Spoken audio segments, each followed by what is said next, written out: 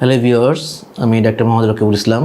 কাজ করছি অধ্যাপক হিসাবে city dental college and hospital এবং কনসালটেন্ট অর্থোডন্টিক্স ও ডেন্টাল সার্জারি অ্যান্ড অর্থোডন্টিক্স।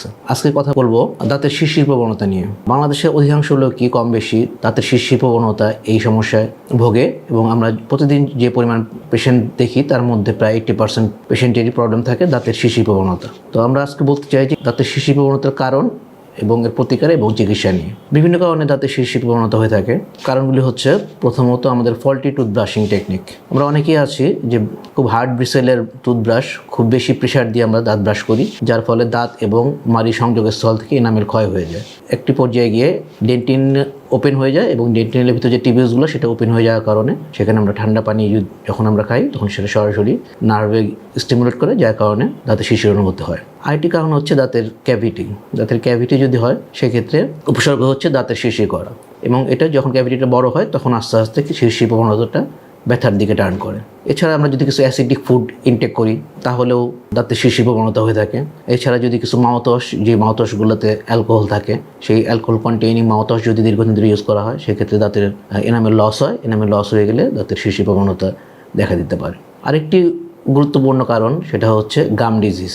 আমাদের দেশে অধিকাংশ লোকই দাঁতের ব্যাপারে খুবই উদাসীন, দাঁতের চিকিৎসার ব্যাপারে। আমরা যত সকালে দাঁত ব্রাশ করি না কেন দাঁতের গোড়ায় প্লাক জমে থাকে। সেই প্লাকটা যখন শক্ত হয়ে যায় সেটাকে আমরা ডেন্টাল টার্মে বলি ক্যালকুলাস। তো যদি দীর্ঘদিন কেউ দাঁতের স্কেলিং না করায় সেই ক্যালকুলাসগুলো কী করে, মাড়ির ইনফ্লামেশন তৈরি করে, এবং সেটাও দীর্ঘদিন পর দেখা যায় যে আস্তে আস্তে মাড়িটা সরে যায় তার জায়গা থেকে। তখন সেখান থেকে আমরা বলি পেরিওডন্টাইটিস ডেভেলপ করে, যার কারণে দাঁতের শিকড়টা এক্সপোজ হয়ে যায় এবং খুব সহজেই দাঁত শিরশির করার প্রবণতায় ভুগে থাকে।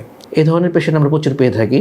এটা চিকিৎসা কি, দাঁতের শিরশির করার যে চিকিৎসাগুলো সেগুলো অ্যাকর্ডিং টু কজ করতে হবে, কারণটা ফাইন্ড আউট করে সেই অনুযায়ী আমাদের চিকিৎসা দিতে হবে।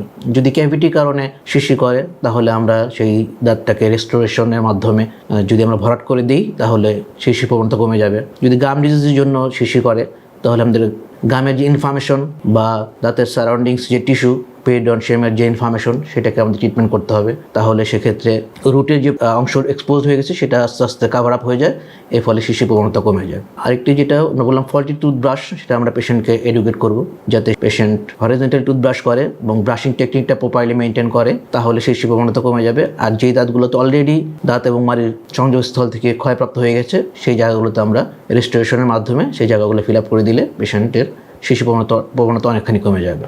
আর হচ্ছে মেডিকেশন আমরা যেটা ইউজ করতে পারি, খুব ইনিশিয়াল স্টেজে যদি দাঁত শিরশির করে তাহলে আমরা মেডিকেটেড টুথপেস্ট ব্যবহার করতে বলবো রোগীকে। ডিসেনসিটাইজিং এজেন্ট রয়েছে এই ধরনের টুথপেস্ট ব্যবহার করা যেতে পারে। এই ধরনের টুথপেস্টে সাধারণত পটাশিয়াম স্ট্রনশিয়াম এবং পটাশিয়াম নাইট্রেট থাকে, যেগুলো ডেন্টাল টিবিউস ব্লক করে দেয়, যার ফলে টুথের সেন্সিটিভিটিটা অনেকাংশেই কমে যায়।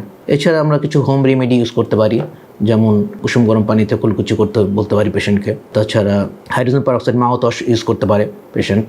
এভাবে আমরা দাঁতের শিরশির প্রবণতা কমিয়ে আনতে পারি। আমি বলবো যে আপনার 6 মাস পর পর দাঁতের ডাক্তার শরণাপন্ন হন এবং খুব ইনিশিয়াল স্টেজে যদি দাঁতের ক্ষয় বা এনামেল ক্ষয় যদি আমরা ফাইন্ড আউট করে এটাকে ট্রিটমেন্ট করতে পারি তাহলে এটা আর সিভিয়ার পর্যায়ে যাবে না। আপনারা সবাই ভালো থাকবেন, সুস্থ থাকবেন, দাঁতের যত্ন নেবেন। ধন্যবাদ।